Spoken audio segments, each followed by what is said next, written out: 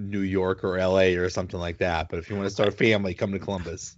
Well, it's weird because Cam Atkinson, he signed his long-term deal here. He's the kind of guy who could have rode his ticket anywhere he wanted, but he signs his contract.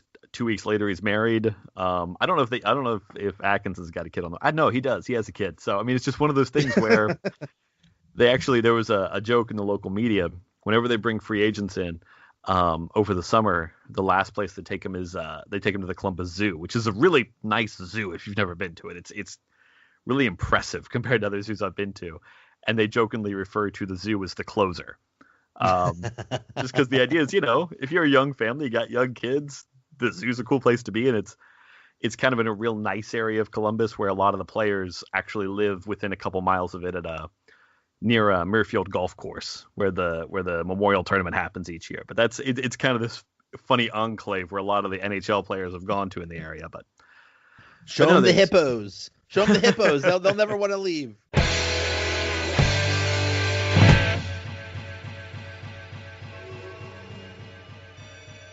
What's going on, everybody? Welcome to another episode of the Donut Bag, part of the Pod Hub Network. In this episode, the Penguins play the Columbus Blue Jackets on Tuesday, and I preview the game with Frank Walker from the Shoot Once podcast. The NHL trade deadline just concluded, and the Blue Jackets made a lot of moves.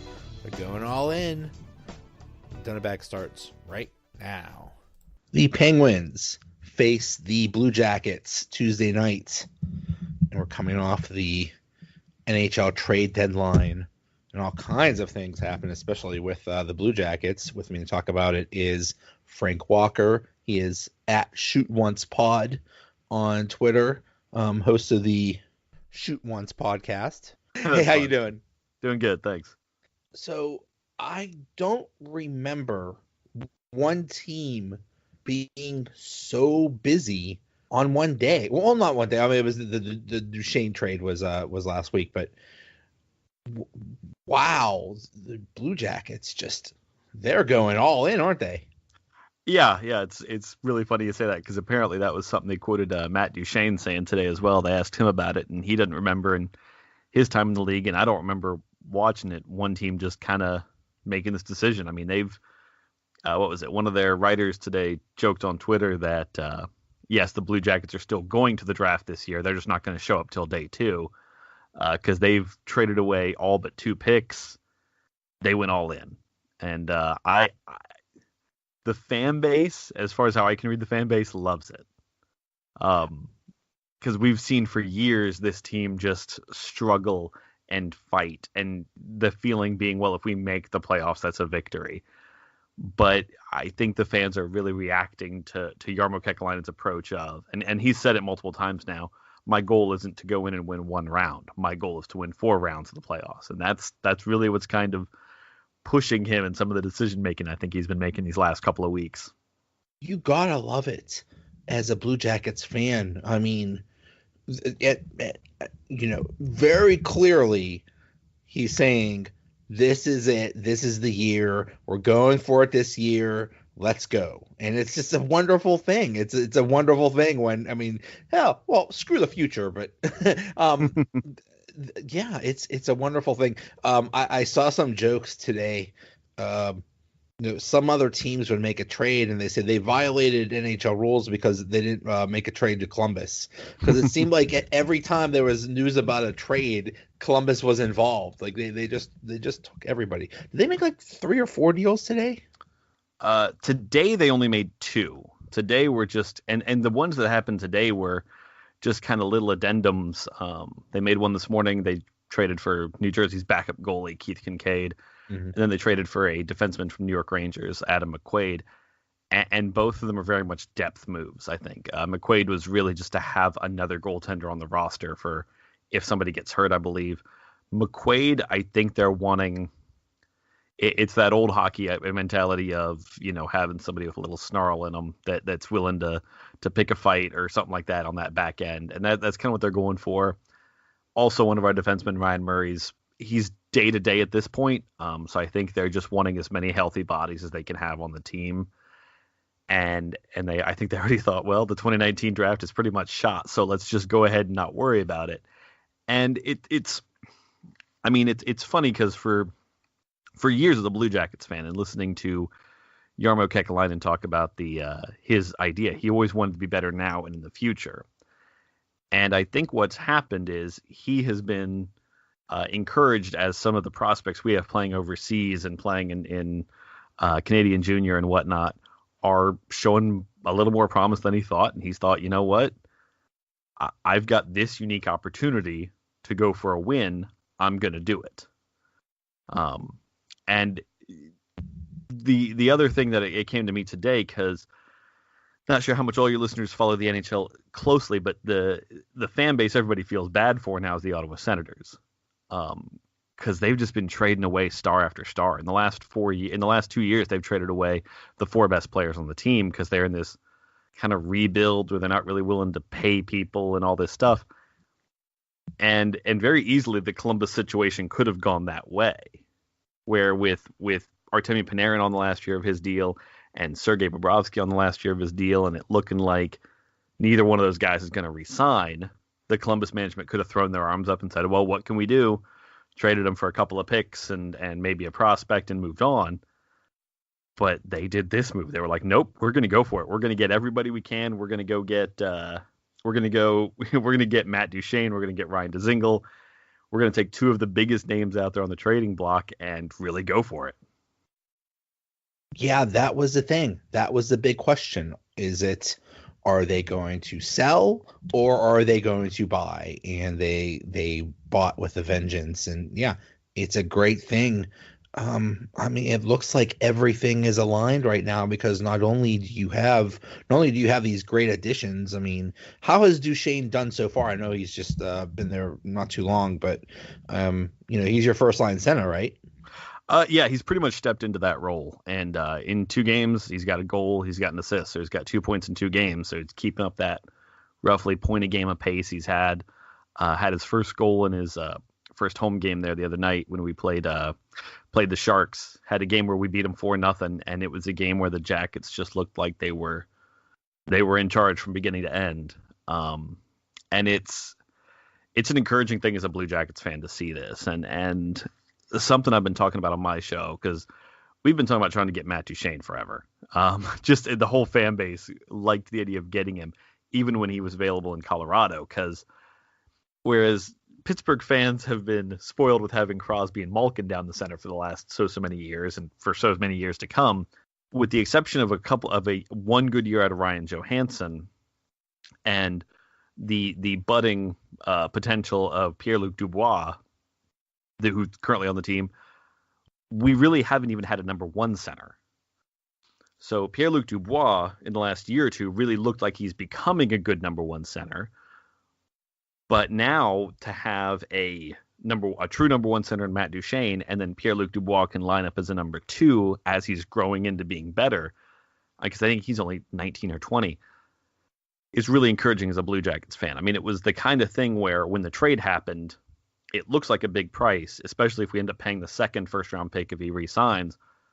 But honestly, if he re-signs, I almost don't care what the price is. For this team to have 2 centers that are legitimately good, well-slotted number 1, number 2 centers on an NHL team, I'm fine paying what it takes because we've not had that. This team's been here for 19 years, and we have not had that.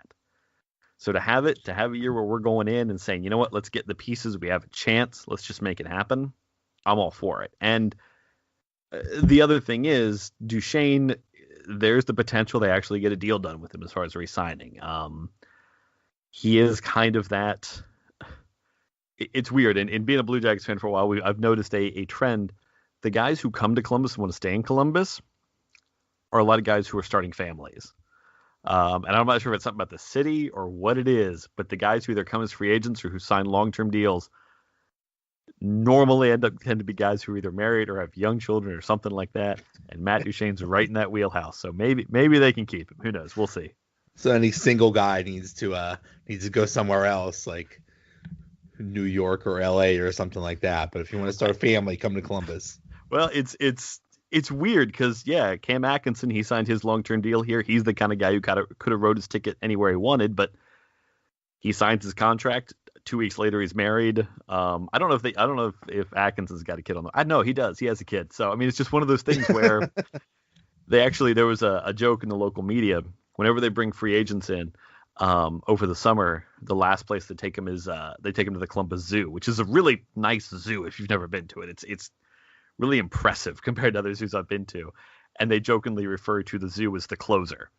Just because the idea is, if you're a young family, you got young kids, the zoo's a cool place to be, and it's kind of in a real nice area of Columbus where a lot of the players actually live within a couple miles of it near a Muirfield golf course where the Memorial Tournament happens each year. But it's kind of this funny enclave where a lot of the NHL players have gone to in the area. But show them the hippos. Show them the hippos. They'll never want to leave. Well, it's funny too because there's normally one story every year that comes out about mid to late summer where a lot of the Blue Jacket players are coming back into town to start doing, getting ready for training camp. And there's about 10 to 12 NHL players who came to Columbus and just stayed here. Mm-hmm. The funny thing is, even though Rick Nash has spent his last few years professionally in New York, he kept a house in Columbus. His family predominantly lives in Columbus. It's the kind of city where a lot of NHL players get here. And once they're here, they're like, I like it here. This is nice. I can enjoy it. I can be a hockey player. I can make a ton of money. It's a great city to raise a family in.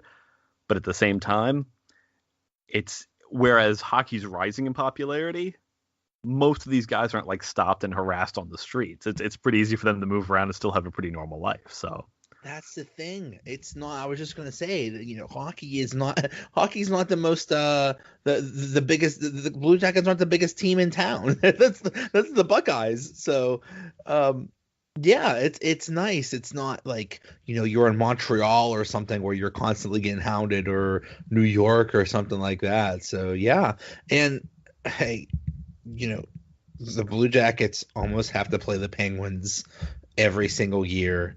And like you said, the Penguins are strong in the middle. They're strong at center.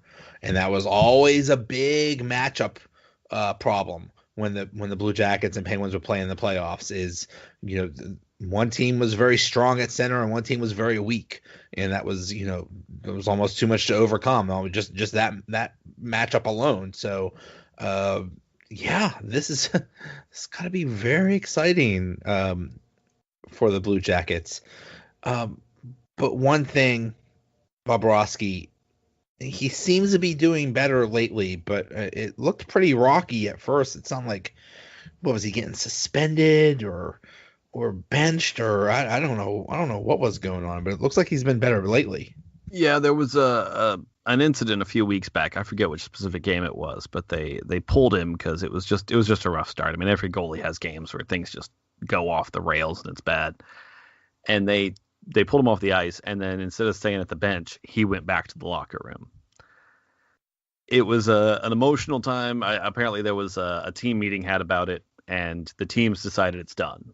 There was no suspension or anything the team took into account because they considered it a finished situation. And I think for Bobrovsky, it's been a rough season for him in a little bit because he's in this contract year.